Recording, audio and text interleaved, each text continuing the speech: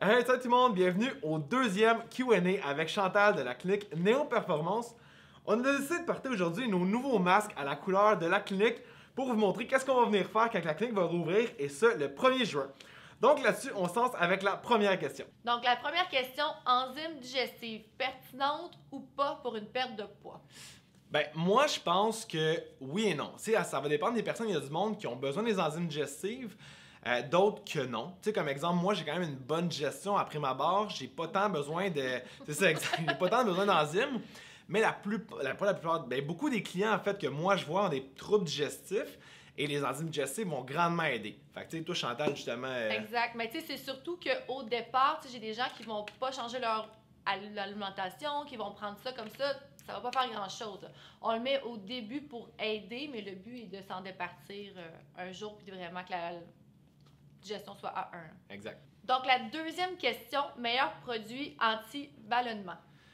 Oh boy! Mais en fait, Chantal a fait, je pense, le meilleur article sur les ballonnements. Il est sur le site web, donc neoperformance.ca. Il est dans l'article, dans la section blog, vous allez le voir. C'est un article qui, honnêtement, ça prend peut-être 15 minutes à lire, mais ça vous apprend vraiment beaucoup. Exact. Puis je pense que la réponse va être là-dedans. Donc, allez lire l'article, c'est la meilleure réponse que je peux vous donner. Ça va être vraiment complet. Donc, la troisième question, entraînement à jeun ou pas? Moi, je pense que oui. Tu sais, justement, j'ai fait un vidéo là-dessus dernièrement que pour la prise de masse musculaire puis la perte de gras, que l'entraînement à jeun, ça pourrait être intéressant. Par contre, à petit astérix, si jamais tu es du genre vraiment stressé, cortisol super haut, l'entraînement à jeun va venir augmenter ton niveau de cortisol, tu vas avoir de la misère à le faire baisser après et tu risques de ne pas perdre de gras et sûrement perdre la masse musculaire. Fait que, en gros, si t'es pas stressé, tu as une belle vie, vas-y, ça peut être super bon, mais si t'es stressé, un petit peu moins. Exact. La quatrième question. J'aime beaucoup les kombucha, mais est-ce que c'est vraiment bon pour la santé? Qu'est-ce que t'en penses? C'est toi qui es bon dans la digestion. Bien, en fait, oui, mais c'est comme n'importe quoi. Tu sais, c'est des produits fermentés, donc c'est vraiment pertinent de l'emmener dans l'alimentation pour la flore intestinale, sauf que la moitié des kombucha commerciales sont très sucrés. Donc, encore là, sucre, digestion, ça peut venir jouer sur le microbiote. Donc, à faire attention, je dirais 2-3 semaines. Ouais, exact. Puis comme tu dis, Max. le moins de sucre possible. Même si le sucre est utilisé pour la fermentation des bactéries, ça reste que le sucre, c'est pas bon pour justement les mauvaises bactéries que vous avez dans votre corps. Donc, Ça les nourrit. Exactement. Fait que, comme Chantal a dit, t'as 2 repas par semaine, bonne qualité. Puis si ça vous fait des ballonnements, arrêtez-le. Ou en faire maison aussi. Vous allez pouvoir contrôler ce que vous mettez dedans. Cinquième question, top 3 de nos suppléments à prendre en tout temps. Moi, je trouve que c'est une question quand même assez facile. Ben, en fait, assez facile pour moi, là, je dirais oméga 3, vitamine D, c'est comme probablement un must. Top 3 après ça, magnésium. Ouais. Moi, je pense que tu as pas mal tout là-dedans. Exact. Puis si je pourrais en rajouter comme probiotique, ça pourrait être super bon. Là. Ça pourrait être vraiment intéressant. Ça amène à l'autre question suivante. Ça disait probiotique à l'année ou pas? Non. C'est ça? Non. Quand t'as dit probiotique, j'étais pas. Non, pas à l'année ou pas. Non, vraiment pas. Moi, je cycle les probiotiques. En fait, il faut cycler l'espèce de probiotiques que tu vas venir prendre et aussi la souche. Donc ça, c'est super important pour avoir une bonne diversité.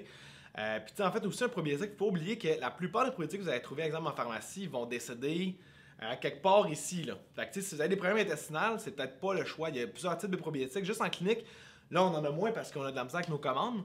Mais normalement, là, quand tout va bien, on en a comme 5 sortes, puis on pourrait en avoir beaucoup plus que ça. Là. Exact. Tu sais, moi, j'aime souvent le dire que ça se fait en cure. Là. Parce que si on le prend à long terme, ben, le corps, c'est comme n'importe quoi, il est comme bien dans ses petites pantoufles. Fait que ça vient équilibrer. Là. C'est ça. Sixième question, aliments pour favoriser un bon transit intestinal autre que les pruneaux et les dattes. Ben, moi, en fait, je pense que c'est l'ensemble, c'est pas juste un aliment en tant que tel. Tu sais, si, exemple, tu manges une diète qui est pas appropriée pour toi, qui est pleine de sucre puis qui a beaucoup moins de fibres, ben, c'est sûr que manger un aliment, ça va absolument rien faire. Moi, je pense que l'alimentation, oui, il existe des superfoods, mais je pense que c'est un ensemble de choses. Exact.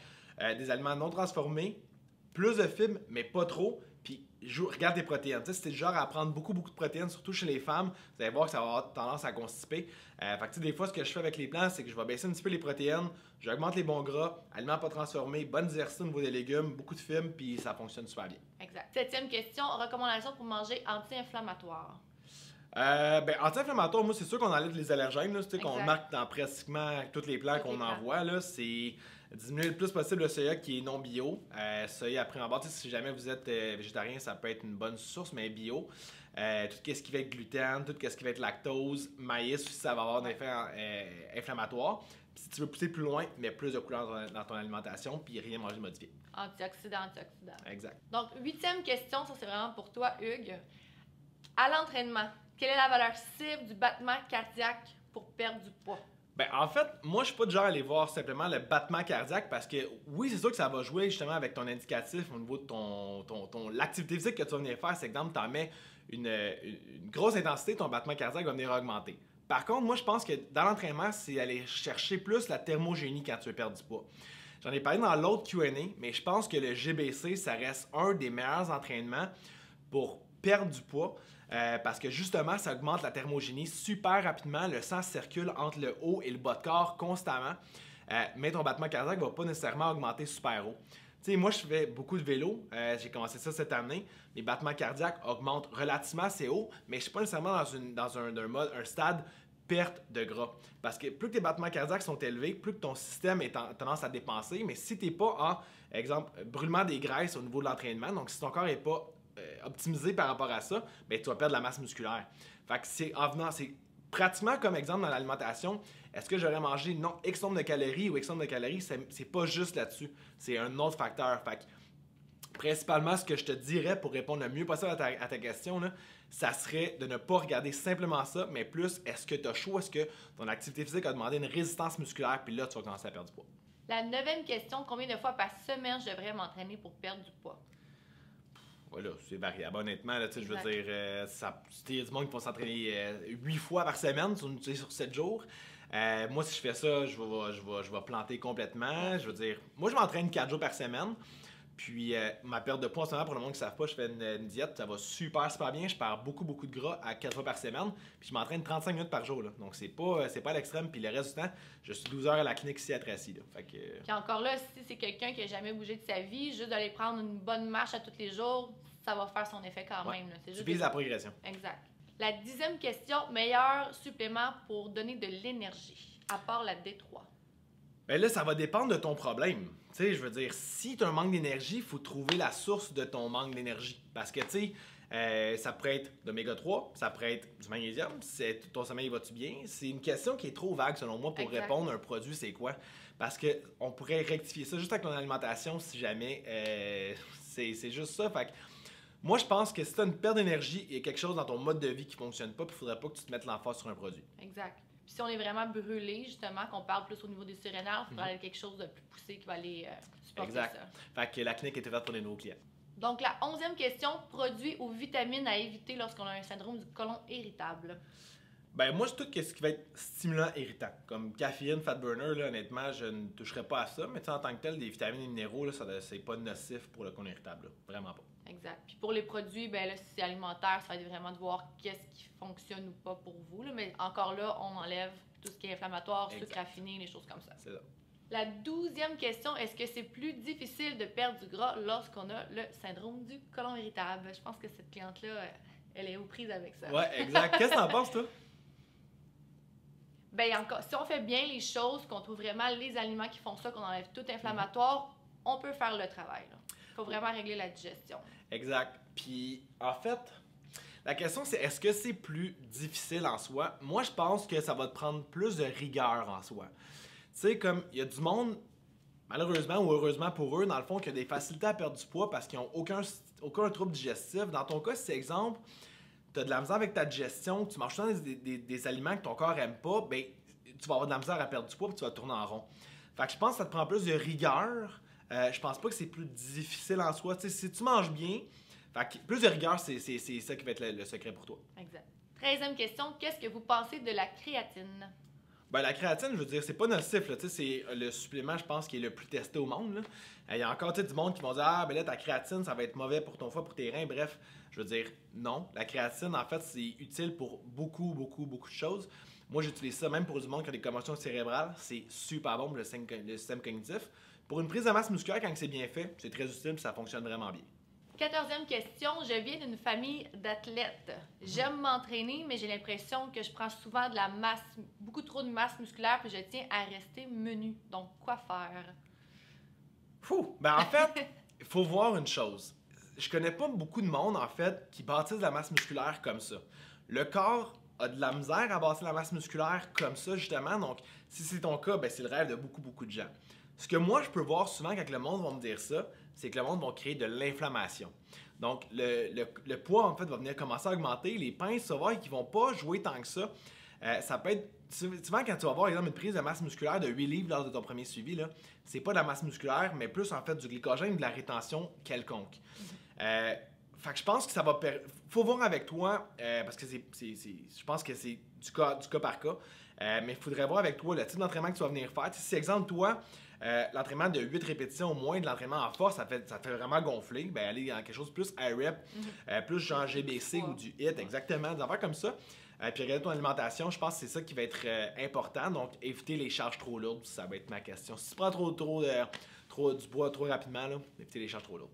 14e question, BCAA ou EAA? Oui, non, pourquoi? Ben en fait, pour le monde qui ne savent pas c'est quoi la différence, le BCAA, c'est 3 acides aminés. Donc, c'est pour ça du brain chain amino acide, donc de la leucine, isoleucine, de la valine. Puis des EAA, c'est des essential amino acids, donc il y en a beaucoup, beaucoup plus dedans. Le BCAA, en fait, ça peut être bon pour du monde, exemple, qui sont sous-caloriques pendant longtemps, donc qui fait des diètes relativement assez demandantes et qui vont s'entraîner. Ça permet au corps d'activer le mieux le récepteur qu'on appelle le mTOR, qui est un récepteur qui assimile en fait la protéine. Donc, la synthèse de la protéine va mieux se faire par la suite. Le EAA fait principalement le même job, mais en donnant plus j'allais dire vitamine ou plus d'acides aminés essentiels, exactement, merci. Fait que, si je pourrais te dire, les EAA, techniquement, sont mieux que les BCAA. Si ça peut être la réponse assez courte à le faire. Là. Mais essentiel, moi, je trouve pas. Non, moi non plus. 15e question. Meilleur café à recommander si je veux me gâter au Starbucks? OK, ben là, on parle du café noir ou... Non, elle a dit ne pas nommer café noir. Bon, moi, je bois que du café noir. Toi, tu bois autre chose que du café noir? Honnêtement, ben, j'ai un petit crush sur le latte coco. Si j'ai goût de vraiment plus me gâter, je vais prendre latte avec du lait de coco. C'est vrai qu'il est bon. Ouais. Ça contient un petit peu de sucre, mais à un moment donné, je veux dire, 80-20 du temps, là, ça, c'est la loi qu'on essaie de prêcher à la clinique. Exact. Mais, tu sais, j'avoue qu'en saison automnale, le petit pumpkin spice, il est pas pire. Mais à l'automne, je vais essayer de trouver une recette on peut se faire à la maison. Exact. Mais c'est une bonne réponse, par exemple. 15e question, les bonbons Smart Sweet, oui ou non? Ben là, on parle tout d'aliments non modifiés. Quand tu regardes les Smart Sweets, je pense qu'il y a quelque chose de plus modifié que ça. Apprends-moi à lire, parce que je sais pas c'est quoi. Fait que, tu sais, c'est sûr que c'est un bon dada. Tu sais, moi, j'en donne à certains clients. Je veux dire, j'en mange. Moi aussi. Tu sais, je veux dire, c'est pas la meilleure chose au monde, puis ça serait mentir de dire que c'est super bon. Moi, je pense que c'est mieux que des vrais jujubes. Je pense que c'est un bon... tu sais, c'est une rage, c'est intéressant. Mais c'est sûr que c'est pas la meilleure chose pour ton microbiote, là, à cause non, des c'est fibres. ça, exactement. Tu sais, j'ai des gens qui vont prendre ça en collation à tous les jours pour se dire que c'est correct. C'est pas OK, là. C'est vraiment une petite gâterie une fois de temps en temps, plus saine qu'un vrai bonbon. Exactement. Prochaine question, les essentiels à acheter au Costco.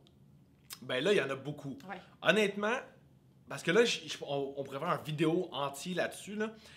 Au Costco, il y a beaucoup de choses bio. Fait que ça, c'est vraiment intéressant. Puis faut pas tomber dans le piège ici, tu sais, des choses bio qui sont pas bons, là. Tu sais, comme un Reese, tu sais, à un moment donné, il y a une image d'un Reese bio, keto, là. là. C'est ça, exact. Mais tu sais, l'affaire avec ça, c'est que, tu sais, je vais dire une expression que je me suis fait dire en formation à un moment donné, là. Je m'excuse pour le monde qui écoute, mais de la merde puis de la merde bio, ça reste de la merde, tu sais. Fait que je m'excuse pour avoir que... Mais en fait, c'est ça que je veux dire, c'est que... C'est ça. Fait que... apostrophe là, sur le bio, il y a des choses qui sont bonnes et des choses qui sont pas bonnes, mais au Costco, là, honnêtement, sur la page Facebook, on met plein de chroniques nutritionnelles sur qu'est-ce qu'on peut trouver au Costco. Donc, on va là chaque semaine quasiment, là, puis chaque semaine, on prend des photos. Donc, allez voir sur la page Facebook, c'est là-dessus qu'on met tout ça. Exact, les petites découvertes. Ouais. C'est encore là, l'autre question, ça revenait un petit peu au même. Tu sais, qu'est-ce que vous pensez des produits keto? Mais tu sais, ça revient un petit peu au même que ce qu'il vient de dire, c'est que oui, ça peut être bien comme collation de fois de temps en temps, mais encore là, quand on regarde la liste nutritionnelle, il y a une couple d'ingrédients qu'on connaît pas pantoute, là. Exact. C'est pas super, là. Prochaine question, vos vins préférés? Bon, vin! OK, les vins, OK. Moi, j'aime le vin blanc, le Sancerre, ça, c'est vraiment mon top. Ouais, moi, c'est pas mal mon top que j'aime, la catégorie Sancerre, là. C'est vraiment ça. Mais c'est surtout, je pense que moi, je regarde beaucoup le gramme de sucre par litre. Je sais que tout ce qui est plus au nord va être moins sucré techniquement. Fait que, tu sais, je sais que si je vais vers du Bourgogne à Côté, des choses comme ça, je me trompe pas. Tu sais, exemple dans un restaurant. Fait que c'est pas mal là-dessus que je me fie, là. T'as une bonne réponse. C'est ça que Ah, t'as c'est mermaid. Dernière question, et non la moindre, qui relie un petit peu l'autre d'avant. Là, c'est l'été qui commence, donc on se demande, alcool ou pas dans une perte de poids? Moi, j'en ai parlé justement avec une cliente ce matin, dans mon suivi. En fait, ça va dépendre de ton objectif et ça va dépendre du rythme que tu vas aller. En fait, si jamais tu veux aller rapidement, non, pas d'alcool dans ta perte de poids, ça va te ralentir. Mais si pour toi, exemple, tu dis, ah non, moi, je mets ça sur des mois, ben, vas-y. Tu sais, moi, en ce moment, ce que j'essaie de faire, c'est d'aller le plus vite possible pour ma perte de poids. Donc, je fais après 90% du temps, je mange super clean, puis 10% du temps, je vais manger, tu sais, comme un petit cheat par semaine. Mais c'est sûr que de l'alcool, ça va avoir un impact directement sur ta perte de poids. Fait que si tu veux aller rapidement, non. Puis si tu veux aller à ton rythme plus léger, ben oui, tu peux en prendre. Puis encore là, tout est dans la quantité. Tu sais, c'est sûr que si le vendredi, tu y vas all-in niveau alcool, là, tu vas avoir l'inflammation qui va avec, tandis que 2 petits verres de vin par semaine, c'est pas ça qui va te faire le plus gros tort. Ouais. Donc, on vient de remettre nos masques pour terminer la vidéo parce qu'on rouvre la clinique le 1er juin. Donc, aussi, ce qu'on a fait pour vous, c'est qu'on a fait un nouveau type d'évaluation. En fait, c'est le même type d'évaluation, mais on appelle ça maintenant l'évaluation sans risque. Ce que ça veut dire, en fait, c'est que vous venez prendre une évaluation avec nous si vous n'êtes pas certain ou certaine de vouloir aimer ça ou d'être vraiment, tu sais, comme, est-ce que je suis dedans pour mon objectif? Est-ce que j'ai vraiment le goût de me remettre en forme? Vous prenez une évaluation avec nous. Si jamais l'évaluation, ça vous dit, OK, je veux vraiment aller de l'avant, mais on va regarder un forfait avec vous.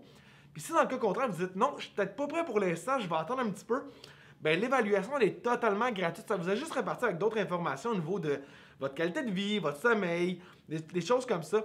Donc, c'est vraiment sans risque. Vous pouvez prendre un rendez-vous dès maintenant au info@neoperformance.ca. On est là pour vous aider. Sinon, la page Facebook, Instagram, YouTube et Pinterest sont là pour vous aider et ça en tout temps. N'oubliez pas de nous suivre, bien sûr. Et on se reparle au prochain rendez-vous Q&A dans 2 semaines.